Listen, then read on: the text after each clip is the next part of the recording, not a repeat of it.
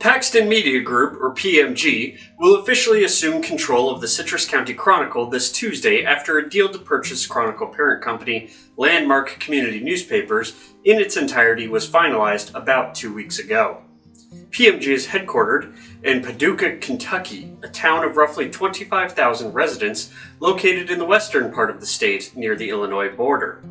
This is the geographic area PMG targeted as the company more than doubled its Kentucky-based newspapers from 17 to 37 publications, and now has a total of 120 publications across 14 states with the addition of Landmark's papers. It's impossible to know what this means for the Chronicle moving forward. Today's column, though, will analyze a lengthy piece written about the changes that took place at a North Carolina newspaper 1 year after PMG had bought them. But first, it's important to establish what the Concurrent is in comparison to the Chronicle, because that will help categorize some content. The Concurrent is a multimedia editorial publication, not a newspaper, although we have a print edition.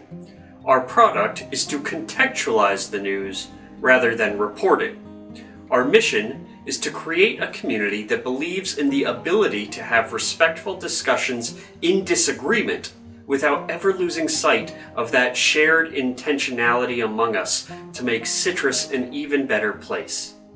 Our vision is to do so through connecting people to free news analysis in the most accessible forms possible, mainly on an audio or video mobile platform. This differs from a newspaper in many ways. A newspaper, like the Chronicle, is a complicated publication, but one at least in part run by editors and journalists who are bound by certain professional obligations. Many national news outlets, from chain newspapers to cable networks, are now, often rightly and sometimes unfairly, criticized for blending their content. What used to be distinctly different sections of news and opinion is now becoming harder to distinguish at all levels of media. A columnist for the Florida Times-Union in Jacksonville admitted that she gets the most amount of hate mail when editors decide to run her opinion columns within the news section, which is understandably confusing to the readers. She noted that the opinion writing staff of newspapers and the news desk where reporters work are often not only physically separated by a wall in newsrooms, but are 4 full floors apart in her building. The Chronicle often demonstrates a slightly different problem. Rather than opinion being mixed with news, the paper has a tendency to report feature stories as if it was news. Think of the former pushing agenda-driven content as propaganda, while the latter as lighthearted public relations.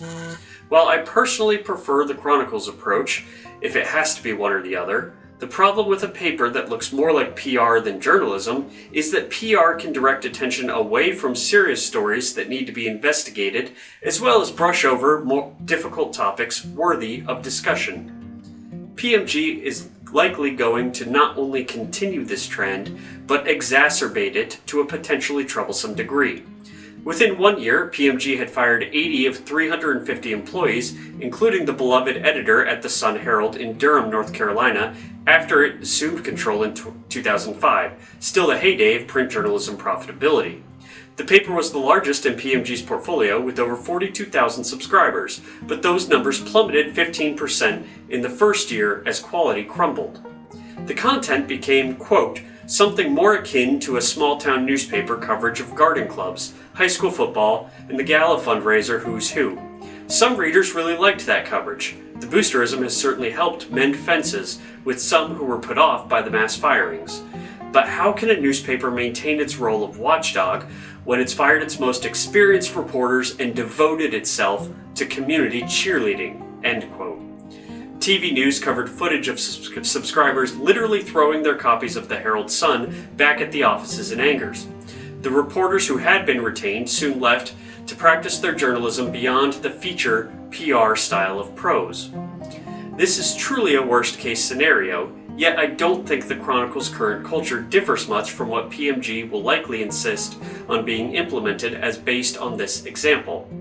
The moral courage to recognize the possibility of bad by questioning the good, however, especially with the harder push toward PR-style content from our newspaper will become increasingly important to our community as this transition takes place.